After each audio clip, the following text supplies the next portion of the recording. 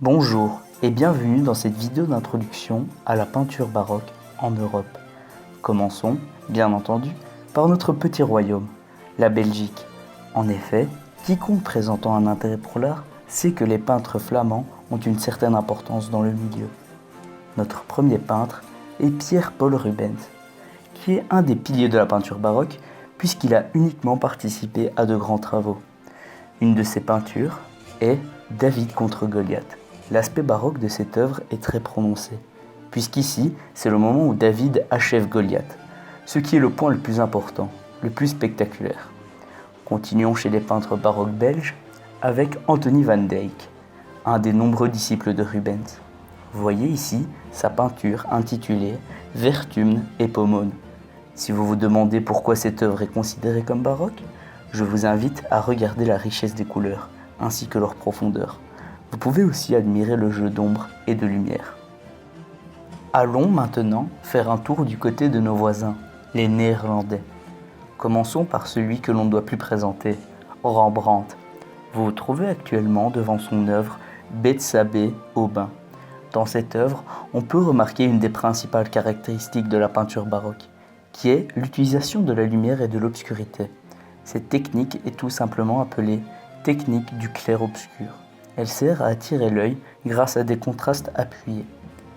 Parlons maintenant de Johann Vermeer. Son nom vous dit peut-être quelque chose, puisque c'est l'auteur de cette très célèbre peinture qu'est La Laitière. On peut y remarquer une richesse de couleurs quasi inimitable, de par les matériaux utilisés pour créer les pigments, ce qui était la marque de fabrique de Vermeer, et ce, tout en accordant de l'importance aux différents contrastes. Continuons donc notre introduction à la peinture baroque en passant par ce pays très riche artistiquement qu'est l'Italie. En effet, c'est là qu'est né l'art baroque pour ensuite se développer dans toute l'Europe.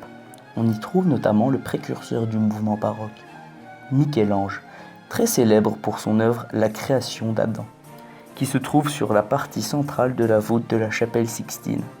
Cette œuvre est considérée comme renaissante, car le baroque n'existait pas encore, puisque cette œuvre date de 1508. On peut cependant y reconnaître certains traits baroques, notamment la ligne de force, qui est diagonale, comme vous pouvez le voir.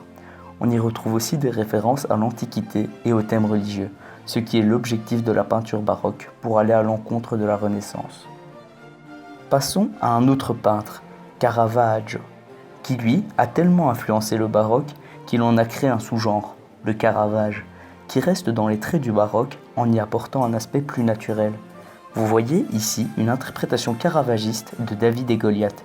On y remarque directement le réalisme, notamment sous la tête de Goliath, tout en gardant un respect marqué pour le clair-obscur. Et enfin, parlons de notre dernier artiste italien, mais pas des moindres, puisqu'il s'agit de Lorenzo Bernini, dit le Bernin. Considéré par certains comme le second Michel-Ange, comme lui, il s'illustre dans la sculpture, mais peint aussi, notamment des autoportraits. Continuons notre balade en Europe en allant à notre prochaine escale, l'Espagne. Parlons d'abord de Diego Rodríguez de Silva y Velázquez. Considéré comme un des principaux représentants de la peinture espagnole et baroque, sa réputation fut posthume, car son travail fut reconnu lorsqu'il servait d'inspiration aux peintres baroques d'Europe, et il fut même qualifié de peintre des peintres. Sans transition, on enchaîne avec Francisco Ribalta. Ce peintre est reconnu pour son attachement à la religion. C'est une des caractéristiques du baroque, l'importance de la religion, comme dans son œuvre, le Christ embrassant Saint Bernard de Clairvaux. Et terminons notre voyage en France, qui est, avec l'Italie, le berceau de l'art occidental.